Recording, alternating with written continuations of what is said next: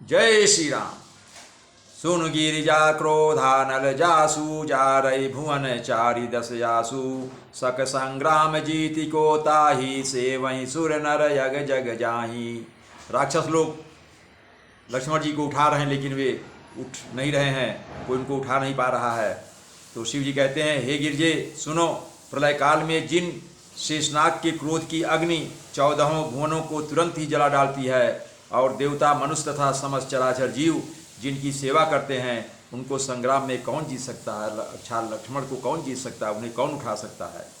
या कौतूहल जानई सोई जा पर कृपा राम कह होई संध्या भई फिर दो बाहनी लगे संहारन निज निज यनी। इस लीला को वही जान सकता है जिस पर श्री राम जी की कृपा हो। संध्या होने पर दोनों ओर की सेनाएं लौट पड़ी, अर्थात उस दिन के युद्ध की समाप्ति की घोषणा कर दी गई। सेनापति अपनी अपनी सेनाएं संभालने लगे। व्यापक ब्रह्म यजित भुवनेश्वर लक्ष्मण कहाँ बूझ करुणा कर तब लगी लय आयु हनुमाना अनुज देखी प्रभु अति दुख माना। व्यापक ब्रह्म अजेय संपूर्ण ब्रह्मांड के ईश्वर और करुणा की खान श्री रामचंद्र जी ने पूछा, लक्ष्मण कहाँ हैं। तब तक हनुमान उन्हें ले आए। छोटे भाई को इस दशा में देखकर प्रभु ने बहुत ही दुख माना। भगवान राम को बहुत दुख हो गया कि लक्ष्मण मूर्छित हो गए हैं। जामवंत कहा वैद सुसेना लंका रहाई को फटई लेना धरि लघु रूप गय हनुमंता यान्यो भवन समेत तुरंता। जामवान ने कहा, लंका में सुषेण वैद्य रहता है, उसे ले आने के लिए किसको भेजा जाए।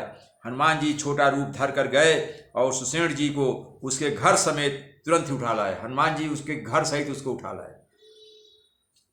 राम पदार बिंद सिर नायम वाय सुषेण कहा नाम गिरि औषधि जाहु पवन सुतलेन। सुषेण वैद्य ने आकर श्री राम जी के चरणार बिंदु में सिर नवाया। उसने पर्वत और औषध का नाम बताया और कहा कि हे पवन पुत्र औषधि लेने जाओ।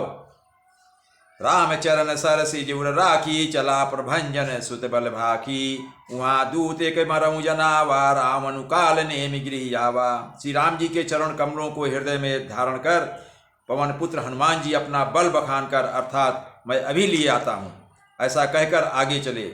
उधर एक गुप्तचर ने रावण को इस रहस्य की खबर दी। तब रावण कालनेमि के घर आया।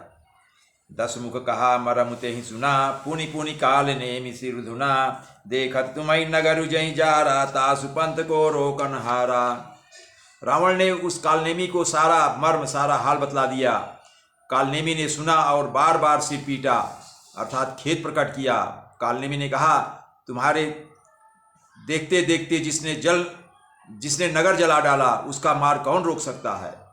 भज रघुपति करु हित आपना छाणु नाथ मृषा जल्पना नीलकंज तनु सुंदर श्यामा हृदय राघु लोचना विरामा। श्री रघुनाथ जी का भजन करके तुम अपना कल्याण करो, ऐसा कालनेमी समझा रहा है रावण को।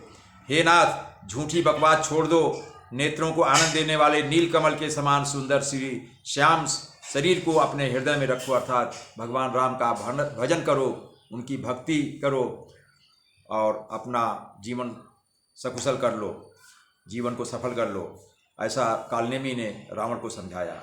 मैं तय मोर मूढ़ता त्यागू महामोह निशेषु तत जागू काल ब्याल कर भक्षक जोई सपने समर की जीती सोई। आगे कालनेमी कहता है, मैं तू अर्थात मैं और तू, ये मेरा है तुम्हारा, ऐसा भेदभाव और ममता रूपी मूर्खता को त्याग दो।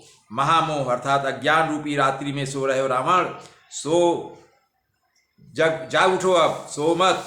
जो काल रूपी सर्प का भी भक्षक है, कहीं स्वप्न में भी वह रण में जीता जा सकता है, अर्थात भगवान राम को कौन जीत सकता है। सुनि 10 कंठ रिसानयति ते ही मन कीन विचार राम दूत कर मरो बरु यह खल रत मल भार। कालनेमी की ये बातें सुनकर रावण बहुत ही क्रोधित हो गया। तब कालनेमी मन में विचार किया कि इसके हाथ से मरने की अपेक्षा श्री राम जी के दूत के हाथ से ही मरूं तो अच्छा है। यह दुष्ट तो पाप समूह में रत है। जय श्री राम।